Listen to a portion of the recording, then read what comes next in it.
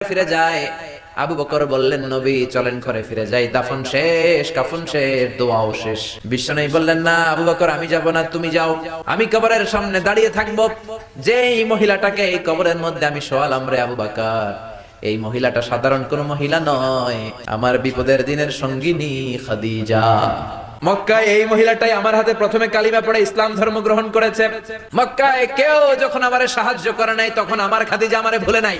কেউ যখন আমারে শেল্টার দেয় নাই, সাহায্য করে নাই, খাদিজা আমারে সাহায্য করেছে। মক্কার লোকেরা 3 বছর শিয়াবে আবি তালেবে আমার জেলের মধ্যে রেখেছিল।